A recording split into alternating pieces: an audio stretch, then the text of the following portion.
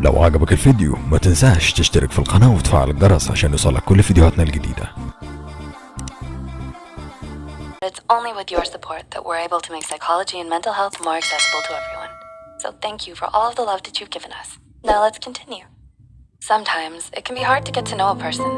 One minute you think you've figured them out, and then the next they go ahead and show they're someone else from who you thought they were. Whoever you're trying to get a read on, they may be trying to get a read on you too. There are a lot of little things that can reveal a lot about your personality, like what type of shoes you wear, or how often you check your phone, or even your handshake.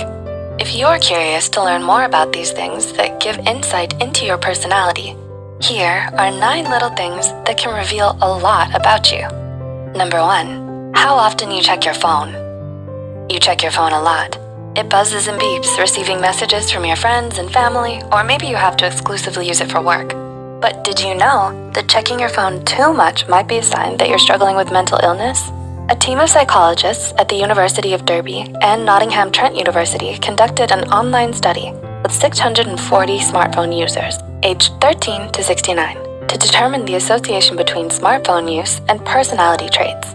Results indicated that people who struggle with their mental health are more likely to intensively use their smartphone as a form of therapy. As your anxiety levels increase, the more you might use your smartphone. The less diligent you are, the more likely you are to be addicted to your phone. So, have you noticed that your roommate has been glued to their phone lately? Or that your younger sister can't seem to give up their phone for anything or anyone? They could be going through something. Now might be a good time to talk with them and see if they need your help. Or maybe they just really like playing Among Us. 2. How you treat service staff. Do you treat your waiter with kindness and patience? How do you treat the checkout girl at the grocery store? Everyone who works in the service industry is there to help you, and they shouldn't be mistreated or disrespected by customers. Pay attention next time to how others around you treat those who work in service areas like restaurants or in stores. Is your date complaining non-stop about your waitress? Are they losing their patience or temper over every little thing that the waitress does wrong? When you take notice of things like that, it can give you some insight into their personality. You might learn some interesting details about how they handle stress, even if it is as small as waiting for your order of chicken wings to arrive. Number 3. What type of shoes you wear. According to a study published in Science Direct, the shoes you wear most often can tell a lot about who you are.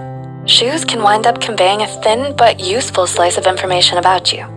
The study investigated people's precision in judging characteristics of an unknown person, based solely on the shoes he or she wears most often. Participants provided photographs of their shoes, and during a separate session completed self-report measures. When subjects were given photos of the participants' shoes, they'd rate and judge them based on their shoes alone. The shoes correlated with the shoe owner's personal characteristics. They were right about a person's age, income, and attachment anxiety from a picture of their favorite pair of shoes. Those who wear comfortable shoes are likely to be agreeable, or if you wear uncomfortable shoes, you're likely a calm person with a touch of internalized pain. If you're someone who's more so aggressive, you probably like to wear ankle boots. And if you enjoy having new shoes or want to wear clean, well-maintained shoes, you might be trying to calm yourself due to an anxious and clingy personality. Number 4. How often you naturally make eye contact. Not everyone likes making regular eye contact, and that's okay. But eye contact, or lack thereof, can reveal a lot about what you're thinking in that precise moment. According to researchers at Cornell University, people often reduce eye contact when discussing something embarrassing, or when they're deep in thought, or when emotions get stirred up during a conversation. Also, according to this research, if you're someone who happens to make a lot of eye contact with people, you're likely more socially dominant and have a good amount of confidence. Number 5. Your handshake. Your handshake can seem like such a small, trivial thing, but it can actually be an important indicator of your personality. A study from the University of Alabama had a group of trained handshake coders shake hands twice with 112 male and female subjects. The subjects didn't know they were being evaluated on their handshake, and afterwards completed 4 personality questionnaires. The study found that your handshake stays consistent, and how you shake can tell a lot about your personality. The firmer your handshake is, the more likely you are to be an extrovert and open to new experiences.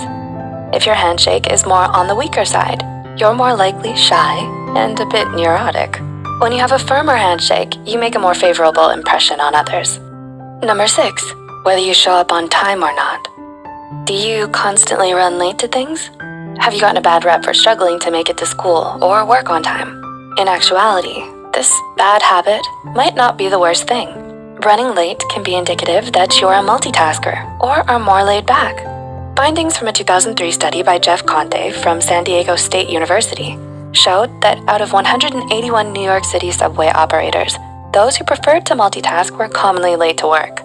Multitasking makes it harder to have metacognition, or the awareness of what you're doing, meaning that you aren't as aware of the time when you're in the middle of multitasking.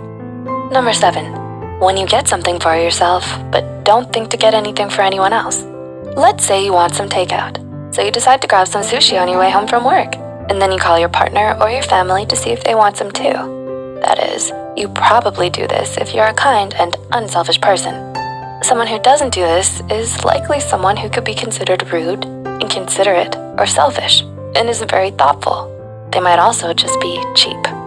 Number 8, if you subtly put others down, people can subtly be rude to you, and you might not notice it right away. For example, do they talk like this? You don't like to read that comic, right?